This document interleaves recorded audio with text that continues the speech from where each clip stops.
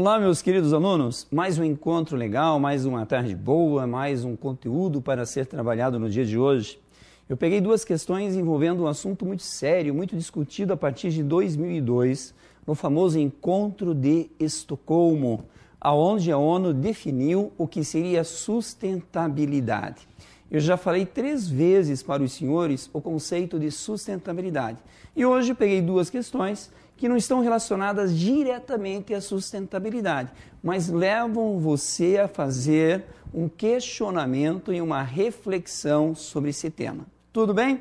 Logo entramos no nosso tema de hoje, nas questões de hoje, mas, mais uma vez, professor Marcos Silvério com Francisco de Artes e a nossa linda tutora Denise, que vai trocar algumas ideias com a nossa aulinha de hoje. Beleza, então vamos lá. A primeira questão do dia de hoje, questão 13, 2011. Diz assim: como os combustíveis energéticos, as tecnologias da informação são, hoje em dia, indispensáveis em todos os setores. Olha que bacana, indispensáveis. Estou falando de combustíveis energéticos. Tranquilo? Através delas, um maior número de produtores é capaz de inovar e a obsolescência de bens e serviços se acelera. Longe de estender a vida útil dos equipamentos, longe de estender a vida útil dos equipamentos e a sua capacidade de reparação. Lindo! Essa palavra quer dizer muito para nós. Os ciclos de vida desses produtos diminuem, resultando em maior necessidade de matéria-prima para a fabricação de novos. Vamos lá. Esse texto traz para nós muitas informações. Professor, mas ele está falando do processo de produção industrial, está falando do consumo, da transformação da matéria-prima e recuperação desses recursos. Aonde eu tenho uma importância fabulosa. Olha que legal. Se eu ler esse texto, de forma mais enfática, se eu procurar entre as linhas, eu vou estar falando de reciclagem. Eu vou estar falando de sustentabilidade. Olha que bacana. Professor, mas como assim? Se eu falo da obtenção de matéria-prima, transformação da matéria-prima, uso de tecnologias e a reutilização desses produtos, querido, existe só uma palavrinha: lixo, que é o resultado dessa produção econômica.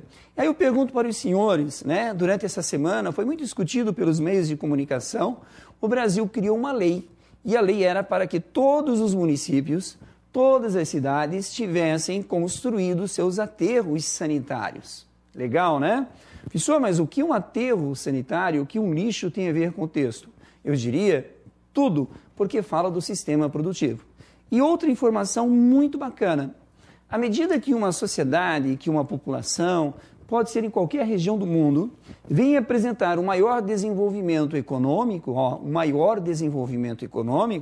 maior é a procura, a utilização de matéria-prima.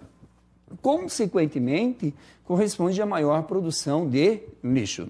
Esse ano, nós tivemos uma fala muito interessante do Papa, Olha só, a igreja gerando uma intervenção na política e na economia do planeta, sugerindo e questionando que o modo de vida na qual os países desenvolvidos, capitalistas, atribuem ao consumo e à utilização de recursos pode comprometer o futuro da humanidade. Ele está falando de meio ambiente. Agora, olha só, esse tema que estou mencionando aos senhores é corriqueiro. Todos os anos, sem exceção, você vai encontrar em questões do Enem. Professor, mas em toda a sociedade, não. Você pode perceber que no meio artístico, o Francisco até vai falar daqui a pouco para os senhores, Olha, no meio artístico, é comum nós encontrarmos hoje várias práticas de artistas fazendo arte de produtos reciclados.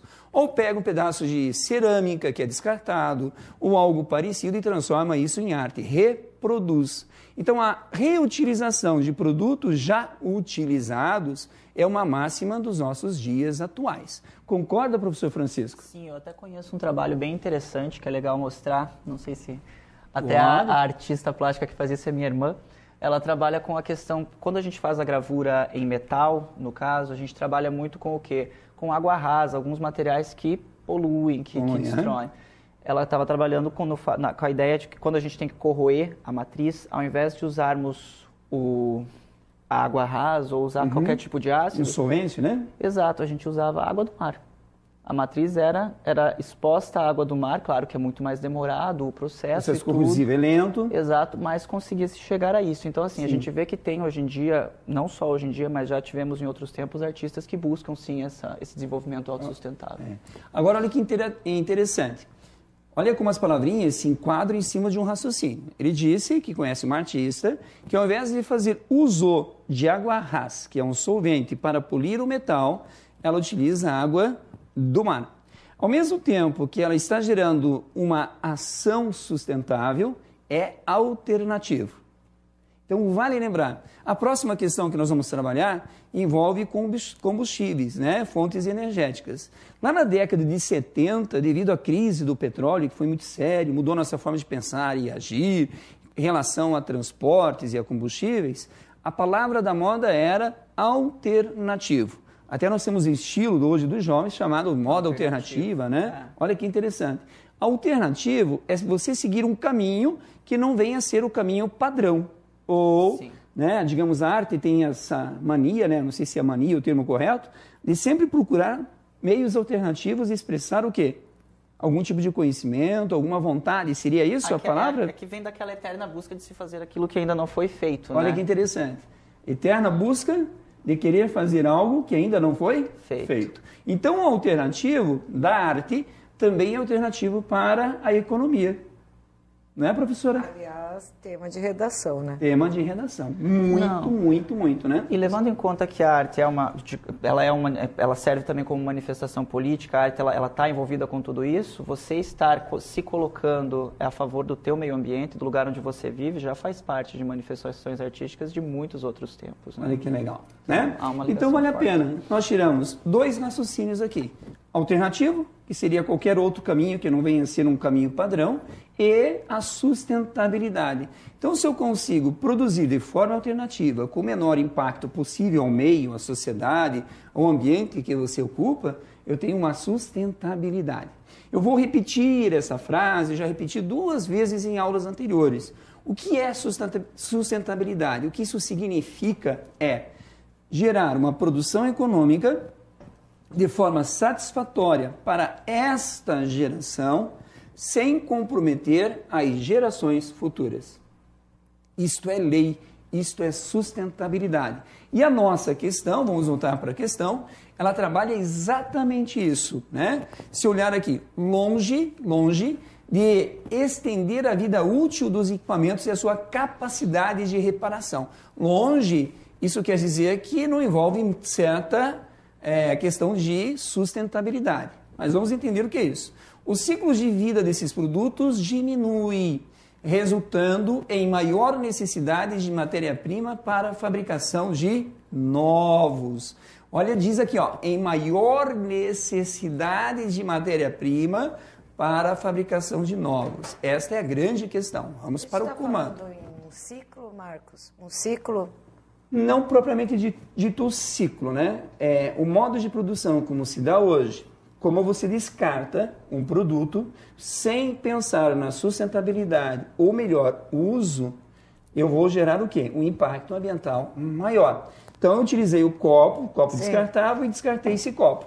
Eu vou gerar um lixo, né? Tá. O lixo, primeiro vale a pena entender o que é o lixo. É tudo aquilo que a natureza não consegue absorver. Isso é lixo.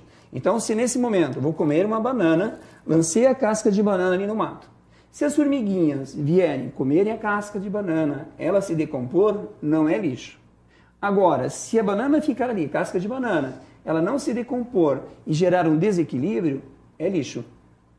Então, nessa sociedade que nós temos hoje, né, muitas escolas, muitas instituições públicas e privadas, quando ali trata lá do copo plástico, eu descarto o copo plástico no primeiro momento.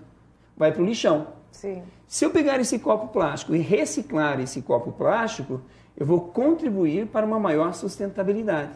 Porque ao produzir esse copo plástico, eu não utilizei só da matéria-prima. Utilizei muitos recursos energéticos. Ó, recursos energéticos. Então, quando eu falo do texto, está falando exatamente isso, de produzir muito lixo sem uma capacidade de reabsorção ou recuperação desse material. Eu estava pensando no sentido assim, tecnologia, a questão da melhoria para algumas pessoas, mas volta, né? Como os produtos têm uma utilização por um tempo determinado, gera-se um lixo. É mais ou menos isso. E aí a gente volta de novo, então... entendi teu nesse raciocínio. aspecto, Realmente, tecnológico. Isso. E eu acho que a questão também fala da ideia de que cada vez mais os produtos têm menor tempo de utilidade, né? Se você Sim, com certeza. Você comprava uma vez um telefone para usar durante décadas. Hoje em dia um telefone todo ano eu quero trocar. Geladeira, fogão, não é? A fala do professor, até vale a pena a gente fazer uma recapitulação quando a gente trabalha em indústria, né? Quando fecha a cadeia produtiva, indústrias de bens de transformação, de bens de capitais, bens de consumo durável e bens de consumo não durável. Então, hoje, falar de uma indústria de bens de consumo durável torna-se meio complicado. Eu tenho um automóvel, mas a cada 5 anos, o automóvel sai de linha, torna-se obsoleto. Se eu pego um celular, ele deixa de ser um produto inovador ou com nova tecnologia. Então, hoje, essa indústria, né, esse capital, esse fluxo de mercadorias, de produção, tira um pouco esse do permanente, né? Então, a cada ano, quanto maior for a modernização, infelizmente, maior será a produção de lixo. E o detalhe, né? Aí tem que reciclar, porque senão se perde muito. A questão dos celulares, né? Os celulares... Ele deve ser uma parcela significativa. Exatamente, né? de lixo, porque ele é descartado. Chega no momento que ele é tão obsoleto que ele é descartado. Agora, outro tema interessante. Grande parte desses eletrônicos que são descartados, já existem empresas de capital privado com tecnologia cuja função é a recuperação desses eletrônicos. Porque quando eu pego esse computador aqui, a composição eletrônica, tem uma inúmera quantidade de produtos minerais muito caros. Ouro, prata, tungstênio, nióbio. Então, tirar isso e separar e reciclar isso já tornou-se uma atividade econômica muito séria hoje que rende milhões. Isso a gente chama de um projeto de sustentabilidade. Sustentabilidade, que eu vou estar fazendo uso de um recurso que antes era descartado. Então, uma dica, não dispense pilha de celulares, eletrônicos, simplesmente em qualquer lugar. Sempre haverá uma forma de você reciclar parte desses produtos, né? Principalmente de terras raras. Mas é o nosso mundo, a nossa tecnologia. Vamos lá? O comando da questão diz assim: a postura consumista de nossa sociedade, olha só que legal, ó, consumista de nossa sociedade, indica crescente produção de lixo. Quanto maior for o desenvolvimento socioeconômico, maior é a produção de lixo. Quanto maior for o grau de desenvolvimento de uma sociedade, maior é a produção de lixo. Professor, isso quer dizer que São Paulo produz mais lixo que o Paraná? Produz. Isso quer dizer que São Paulo produz muito mais lixo que o Nordeste, que é a região Norte? Produz. O norte-americano produz mais lixo do que nós? Sim. Porque o grau de desenvolvimento, o grau de consumo é maior, tá? Principalmente nas áreas urbanas. Mas por que áreas urbanas? Em áreas urbanas, eu tenho uma maior concentração de pessoas. Em áreas urbanas, a densidade demográfica é muito maior do que uma área rural. O que associado a modos incorretos de deposição. Se eu tenho uma enorme produção de lixo e gero uma deposição incorreta, eu estou gerando o famoso lixão, né? Os lixões espalhados pelo Brasil. Fácil, né, professora? Muito fácil, muito fácil. Olha que legal. Vamos para as alternativas. Provoca contaminação do solo e do lençol freático, ocasionando assim graves problemas socioambientais que se adensarão com a continuidade da cultura do consumo desenfreado. Perfeito. Já posso falar aos senhores que esta é a nossa resposta. Sua contaminação do solo e do lençol freático. Agora eu quero puxar os senhores. Você já assistiu Aula com o professor Paulo de Química?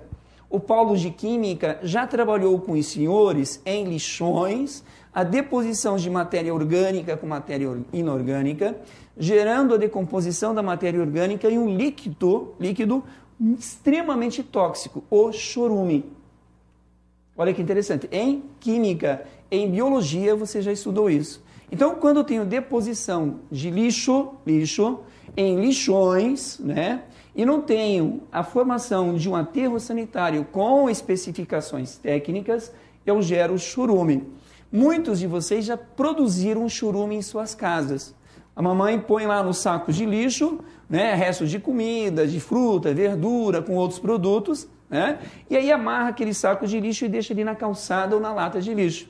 Aí pega aquele sol enorme, o saco estufa, libera gás metano, e aí produz, a matéria entra em decomposição e produz um líquido marrom e até mesmo preto. Quando esse líquido marrom preto pega na calçada, mancha a calçada. Esse líquido é churume. Se você beber esse negócio, você vai morrer. Ele é extremamente tóxico. Tudo bem? Então, em aterros sanitários, eu destino o churume para campos de decantação ou barragens de decantação. Eu despoluo o ambiente. Em lixões, eu vou contaminar o lençol freático. Professor, mas como eu vou contaminar o lençol freático? Já vou mostrar para os senhores. B. Produz efeitos perversos nos ecossistemas, que são sanados por cadeias de organismos decompositores que assumem o papel de eliminadores dos resíduos depositados em lixões. Queridos, o que eu acabei de explicar o que é lixo? É quando a natureza não absorve de forma natural. Não, é isso que eu estou falando, cadeia de organismo, né? Não. Como é que eles vão absorver todo esse lixo, não tem né, como, eliminado? né? É um desequilíbrio. Essa aqui não dá para assinalar, viu? Não, essa é aquela coisa feia, né? Não, essa Nem aqui pensar. a gente já descarta. Beleza. C. Multiplica o número de lixões a céu aberto, considerados atualmente a ferramenta capaz de resolver de forma simplificada e barata. Meu Deus. Olha que bacana. Ferramenta capaz de resolver Seria ótimo. o problema de deposição de resíduos nas grandes cidades. Né? Não dá, né, gente? Não, D. não. Estimula o empreendedorismo social. Eu não posso chamar pessoas que vivem hoje em lixões, catando restos de coisas, como uma ação empreendedora. Não dá, né? Não dá. Visto que um grande número de pessoas, os catadores, têm livre acesso aos lixões, sendo assim incluídos na cadeia produtiva dos resíduos tecnológicos. Querido, se você pega um produto descartado, jamais você vai ser incluído na cadeia produtiva. Você é marginalizado. Então, olha só que violência. E possibilita a ampliação da quantidade de rejeitos que podem ser destinados a associações e cooperativas de catadores de materiais reciclados, financiados por instituições da sociedade civil ou pelo poder público. Querido, a geração de lixo, o aumento expressivo não vai possibilitar a ampliação. O que nós temos hoje são ONGs, são prefeituras, gerando associações ou produções de reciclagem. A resposta é A. Olha que legal. Uma questão simples, fácil de ser resolvida, mas dá para você trabalhar diferentes pontos, observando vários fatores. Sustentabilidade, produção alternativa, e os professores ajudaram aqui a entendermos um pouco mais o que é produzido e o que ocorre nos nossos diferentes ambientes, principalmente em ambiente urbano. Agora, por favor, áreas rurais também geram um enorme impacto ambiental.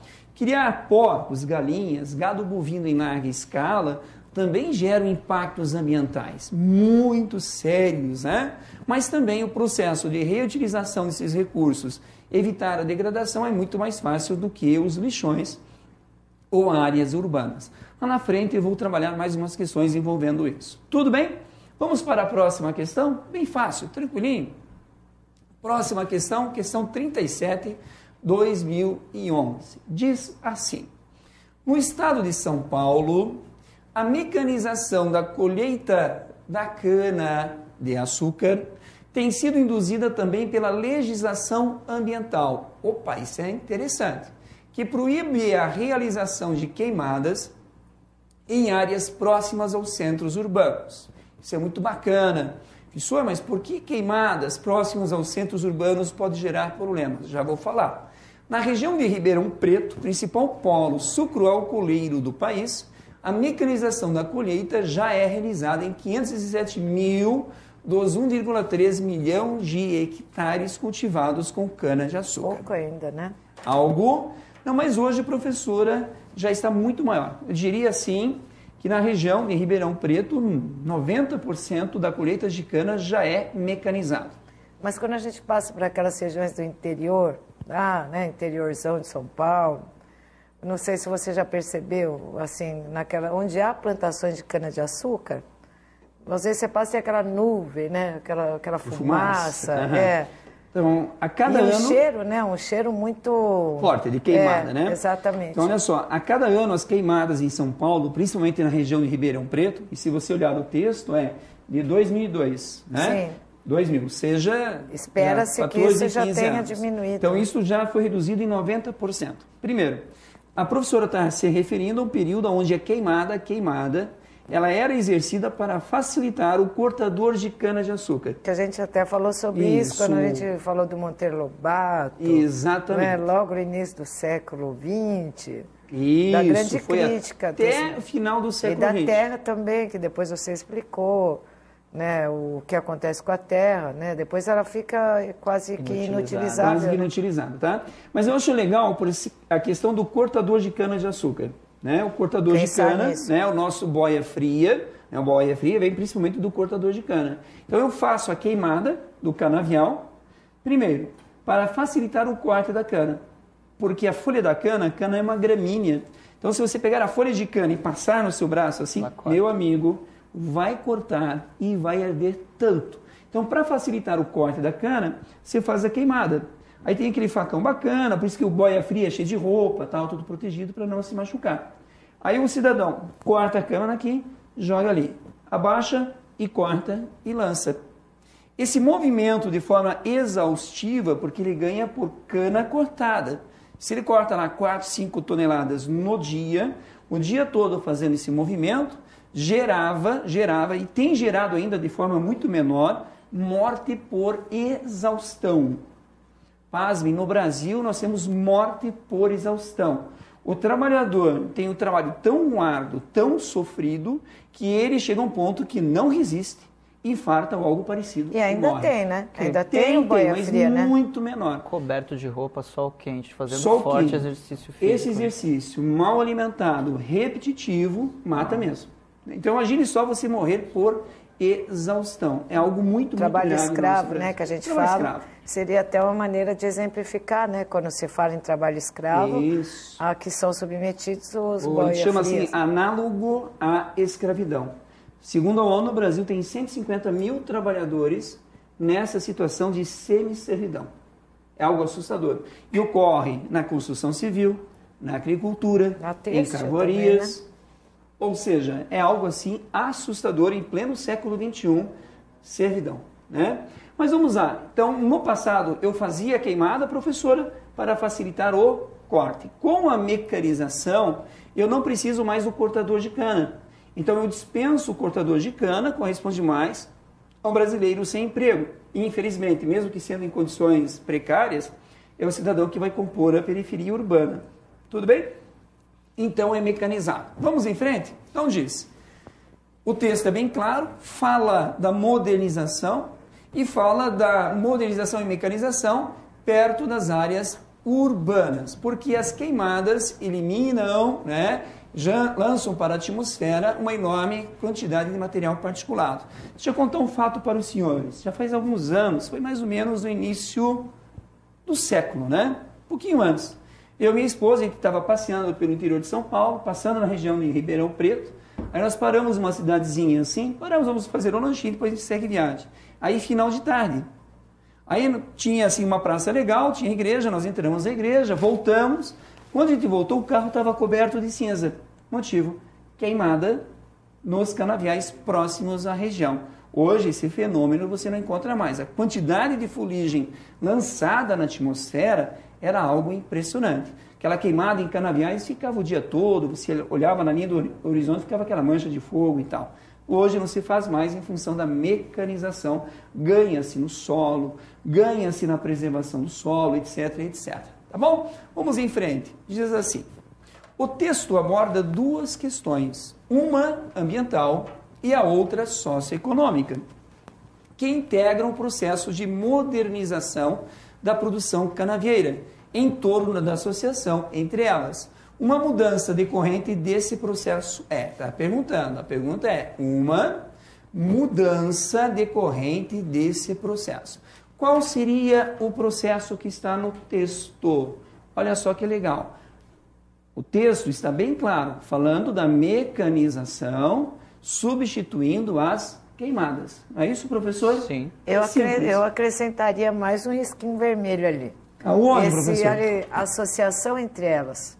Associação entre elas. É, porque ele está falando da questão ambiental e a socioeconômica. Então, ele pede essa questão da associação entre as duas, né? Perfeito, entre as duas, questão ambiental e a questão da queimada, é isso? Sim, então, eu anotaria isso aí até para ter em mente que ele apontou duas questões então, e coloca aí na pergunta, né? No comando da pergunta, né? Sim. Que lindo, valeu. Vamos lá, então? Então, olha só que bacaninha. Perda de nutrientes do solo devido à utilização constante de máquinas. Opa, a professora já deu a resposta, já deu o caminho, a associação entre elas.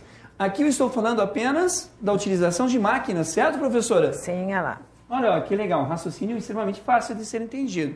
B, eficiência e racionalidade no plantio com maior produtividade na colheita. Opa, se eu exerço a queimada, eu perco em produção. Mas se eu utilizo a máquina evitando a queimada, eu não altero a produtividade do solo. Eu tenho uma maior produtividade. Tem um raciocínio lógico aqui ou não? Eu acho que tem, né? Tem. C. Ampliação da oferta de empregos nesse tipo de ambiente produtivo? Não. Porque eu não tenho ampliação, eu tenho a queda do emprego. A máquina substitui... Oi? É o que você falou, né, também. Sim, a máquina substitui a mão de obra. Só para vocês terem ideia, um trator simples substitui cerca de 50 trabalhadores. É algo assim impressionante, né? Opa, menor compactação do solo pelo uso de maquinário agrícola de porte. Olha só que interessante, quanto maior for o maquinário, está falando de porte, maior é a compactação do solo. Uma máquina pesa toneladas. Se uma máquina pesa toneladas, imagine aqui, essa aqui é a roda no solo, vai compactando o solo. Por isso que você tem que utilizar diferentes tipos de máquina. E é tão interessante, né? Uma questão de física que eu resolvi com o professor, até deixa eu puxar esse raciocínio com os senhores, né? Professor de física, outro professor com o Elton, uma outra questão do Enem, falava sobre máquinas agrícolas no campo. Qual máquina gera o maior impacto? A máquina com roda larga ou roda estreita? A maioria das pessoas eu vou dizer a roda assim. larga. Eu ia na roda estreita, mas para não errar, sabe? Para não provavelmente errar? É a roda esquerda. Interessante. A estreita. A roda larga gera o menor impacto. Por isso que esses tratores têm uma rodona larga. Porque você distribui o peso em uniforme eu imaginei solo, que fosse algo assim. Ele não vai ser impactado num ponto. Então é a mesma coisa você raciocinar numa flecha, né? Uma flecha sem ponta não vai entrar em alguém, né? Não vai gerar um furo. Eu já posso prestar o Enem junto com o Francisco. Nessa questão eu acertaria. Você viu que eu falei a roda larga, não é porque eu acho que o peso é distribuído de maneira mais uniforme. Eu falei a roda estreita foi mal. Peso sobre a superfície. Enquanto é o peso menor, tá vendo, olha, Francisco? Física para agricultura. Pura física. Mas vamos lá, então, maior será o impacto. Poluição do ar pelo consumo de combustíveis fósseis pelas máquinas. Ô, meu querido, realmente há uma poluição do ar pelo consumo de combustíveis fósseis utilizado pelas máquinas, né? A diesel. Mas a gente está falando da Mas associação. a questão do nosso texto, ele é muito claro. Ele fala das queimadas próximas às áreas urbanas. Então, é evidente que uma queimada gera um impacto ambiental muito maior do que uma máquina agrícola. Vale lembrar. Entenderam? Vale lembrar. Tem que ler o texto e interpretar o texto. Então, olha só, que questão fácil, que questão gostosa de ser feita e que envolve muito raciocínio. B, eficiência e racionalidade no plantio com maior produtividade na colheita. Mas vamos lá. Eu quero explicar melhor essa questão e andar um pouquinho mais com os senhores. No início da aula, eu falei em fontes alternativas, lembram disso? E de sustentabilidade. O que tem a ver plantio de cana-de-açúcar com sustentabilidade e fontes alternativas? Tudo. Porque cana-de-açúcar hoje é utilizado para produzir álcool combustível, ou seja, biocombustível.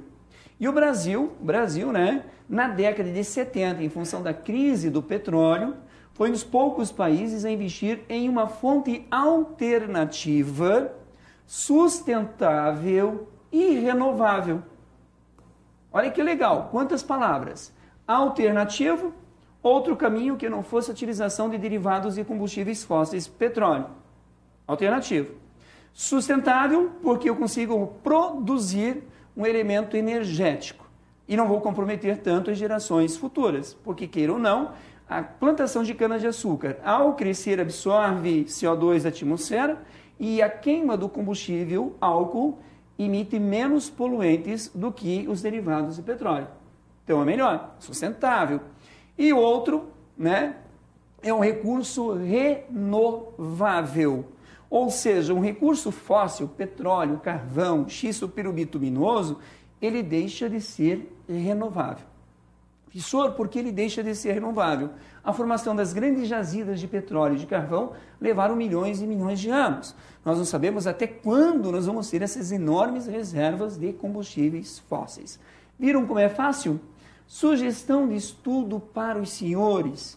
Pesquise, é lá, um site bacana, né? Pesquisa pública, sustentabilidade. Então, para os senhores, está aqui a orientação, tem esse site, ó, suapesquisa.com, vale a pena, explica de forma bem sucinta, bem simples, bem objetiva o que é sustentabilidade. Pode aparecer em temas de redação, é um assunto polêmico, o mundo está discutindo o tempo todo, atual, sustentabilidade. Beleza? Então, nas duas questões que eu trouxe hoje para os senhores, serve de subsídios para você reproduzir a sustentabilidade. É a nossa sociedade de consumo, que consome muito mais do que seria a sua necessidade, né? Sim. Processo industrial. A não reciclagem desses produtos gerados, a não reutilização desses produtos. Olha aí que bacana. E o segundo item refere-se a recursos energéticos, tá? Por favor, meus queridos alunos, quanto maior for o estudo, a pesquisa, a leitura e a reprodução, reescreva a fala do professor, reescreva a questão. Isso te dá uma base excepcional para resolver uma excelente redação e qualquer questão do Enem. E os temas, não é, Marcos? Os temas mais recorrentes? Eu diria assim, porque, muito recorrente. Porque a gente anotar os temas recorrentes que vocês mencionam, né, em todas as áreas. Igual o Francisco, quando fala de artes, você, o Paulo já memorizei biologia, algumas palavras também. Então, assim, nesse aspecto é muito bacana que o aluno anote no caderno. Perfeito. E com todas as adjetivações que você deu para o álcool, muito bom, mas ainda não é algo que no Brasil, assim, ele pode ser utilizado constantemente, né? Por razões mais econômicas, né? Porque eles falam que em época de plantio o valor é maior. Professora, eu tenho uma visão assim, errada. Eu tenho uma visão assim, não é muito conspiratória, né? Tá. O governo brasileiro deixou de dar uma prioridade ao projeto do álcool quando ele percebeu que o petróleo do pré-sal iria corresponder a um ganho muito maior do que o álcool. Então, infelizmente, não no Brasil, mas no mundo, sempre atrás o interesse econômico a uma questão de ordem política. Sempre, tá? Então, por exemplo, o Brasil tem vários recursos energéticos que podem ser sustentáveis e muito mais, né, eficientes que outros produtos. Então, é uma questão de ordem política, econômica e de interesse de grandes corporações. Mas valeu, daqui a pouco, numa nova aula, Marcos e Francisco de novo. Bom estudo, grande abraço e até daqui a pouco.